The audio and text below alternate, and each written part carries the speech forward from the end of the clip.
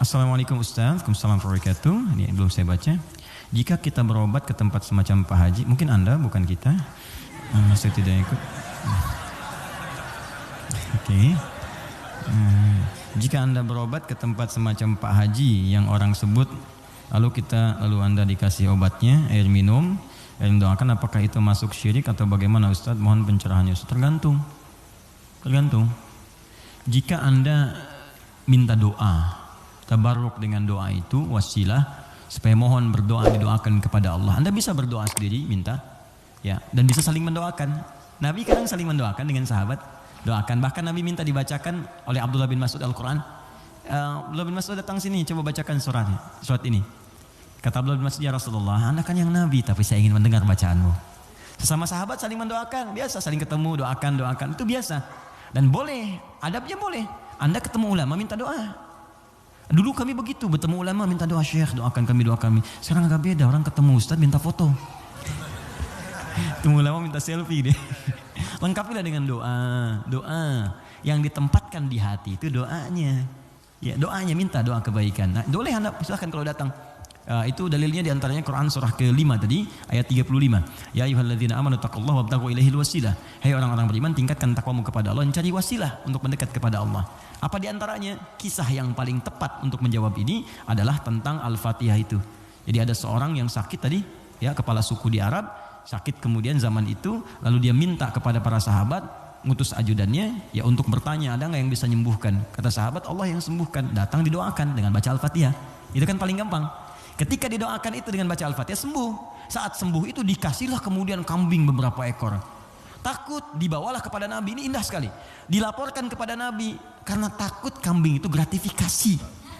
Tuh, ini bagus sekali. Jadi takut nih, saya takut salah nih, dibawa ke Nabi. Nabi, tadi ada orang sakit, terus minta bantuan. Saya ingat ajaran Anda, baca Al-Fatihah, saya bacakan. Habis itu dikasih kambing begini. Nabi langsung senyum, ketawa, tabassama dhahikan. Gitu kan? Kurang lebih. Kata Nabi, tahu dari mana engkau Al-Fatihah bisa punya manfaat seperti itu? Maka kata Nabi, bagikan kambingnya, coba berikan aku bagiannya. Maksud Nabi, yuk kita nikmati sama-sama itu. Silahkan kita nikmati, syukur kepada Allah Subhanahu Wa Taala. Ini artinya dalil yang membolehkan kita datang minta doa misalnya. Ya, ke orang saleh, ulama. Tapi syaratnya kita pun berdoa dulu, minta sama Allah. Minta. Lalu Allah lebih senang kita minta kepada Allah dengan bahasa hati kita. Setelah itu kita berwasilah minta pada orang saleh yang baik, minta kebaikan. Lalu dia doakan kepada kita semua. Jelas sampai sini? Baik. Kalau ada yang khusus semacam tertentu, ada pengaruh jin atau apa, biasanya dia diangkat tuh. Mengangkat sesuatu yang bukan dari tempatnya. Ini bukan dari tempatnya saya angkat, ini spidol. Tempatnya bukan dalam gelas. Lalu saya angkat. Jin tempatnya bukan di tubuh kita angkat. Bahasa Arabnya raka, ya, raka yarka atau raka yaraki tarqiyatan wa ruqyatan, maka disebut ruqyah namanya. Terus ya, ada ruqyah. Ruqyah itu macam-macam, ada yang dengan bacaan saja, ada yang dengan air misalnya, air terus diminum, ya. Ada yang dulu ruqyah terkenal sekali, orang soleh, dia sakit, punya anak sakitnya lumpuh semua. Nah begitu lumpuh ini orangnya baik sekali. Kesolehannya nampak pada prasangka baiknya. Jadi semua yang datang prasangka baik aja. Malam-malam, Bu, bayangkan ada perampok datang tengah malam. Ini kisah ini sangat populer sekali. Perampok serombongan datang ke rumahnya. Karena prasangka baik ini dikira mujahid fisabilillah mampir. Dulu kan bukan kayak kita sekarang kan, rombongan mujahid dengan ini kan nggak kelihatan tuh. Malam-malam datang dikira mujahid. Begitu dibuka pintu, oh ahlan wa sahlan mujahid, masya Allah, silahkan masuk. Bayangkan perampok disuruh masuk. Disebut mujahid fisabilillah, datang. Akhirnya apa yang terjadi? Silahkan, duduk dulu, istirahat dulu, mandi dulu. Dimintalah berwudu semua. Tolong para mujahid silahkan berwudu dulu. Ya, wudu supaya apa? Salah satunya, ternyata di bawah keran itu dia simpan bejana untuk menampung air wudu mereka. Ini kisah nyata, benar terjadi.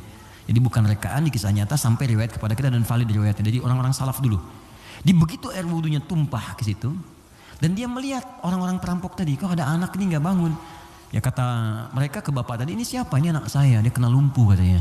Oh gitu, udah duduk, dijamu dengan makan semua. Udah rapi, suruh wudu, makan, pulanglah mereka. Nah, begitu pulang, ini yang menarik. Beberapa pekan kemudian datang lagi. Dibuka lagi yang mujahid, katanya Masya Allah, Masya Allah. Yang buka siapa? Yang buka anak yang lumpuh tadi. Dibuka langsung, kaget loh. Kemarin kan lumpuh dia, sekarang bisa buka katanya kan. Lalu bapaknya keluar nyambut lagi, Masya Allah, Masya Allah. Kami meraih keberkahan dari jihad Anda, Anda bayangkan. Karena positif thinking ya. Bertanya, ini kenapa bisa sembuh? Air wudhu, masih ingat gak air wudhu yang pernah engkau pakai itu dalam wudhu itu? Saya mandikan kepada anak saya, dengan izin Allah sembuh dia. Perhatikan ketika seorang berprasangka baik kepada Allah Subhanahu wa Ta'ala akan berubah segalanya. Lalu perampok tadi kemudian terjatuh semuanya, nangis tersungkur, sujud di hadapan Allah Subhanahu wa Ta'ala, nangis tobat di situ. Sebetulnya kami bukan mujahid, kami perampok katanya. Dan sebagainya, tobat. Jadi bayangkan hanya dengan wasilah anak yang lumpuh dalam keadaan tadi dia menjadi mulia seluruhnya. Ya, tapi ingat Syekh Hashim Muhammad Hashim bin Asy'ari Hadratus Syekh, pendiri Nahdlatul Ulama. Beliau mendirikan NU tanggal 31 Januari ya 1926. Itu beliau dirikan NU, punya kitab 19 kitab. Di kitab kedua namanya Risalah Ahlus Sunnah wal Jamaah. Di halaman yang ke-12 paling kiri sebelah bawah. Ya, itu beliau sampaikan begini. Hati-hati.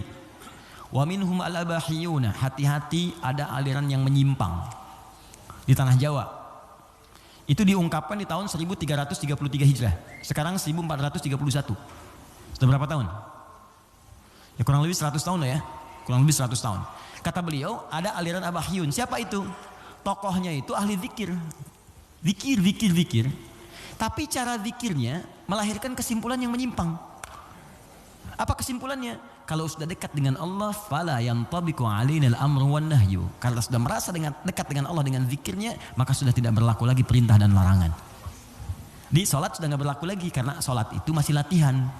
Kalau zikir sudah dekat dengan Allah, enggak usah salat lagi. Maka kalau Anda menemukan yang seperti ini, kata beliau, jauhi, karena itu mengajak pada kesesatan. Anda datang tiba-tiba, ya mungkin panggilannya kiai gitu kan. Ya pakai jubah lebih lebar daripada Batman. Kadang-kadang kan tertukar lah sekarang. Sekarang atribut kiai dengan dukun itu disama-samain, ini susah gitu kan. Pakai. Datang, Anda konsultasi, nanya, Anda nggak tahu, karena nggak tahu. Tiba-tiba waktu zuhur tiba, Allahu Akbar, Anda tanya, Pak Yai kok nggak sholat dulu kita? Adek ini, kalau Pak Yai fisiknya di sini, rohnya sedang sholat. Kalau yang seperti itu tandanya dukun, tinggalkan, jauhi. Ya. Kata beliau disebut sesat, kata beliau ya.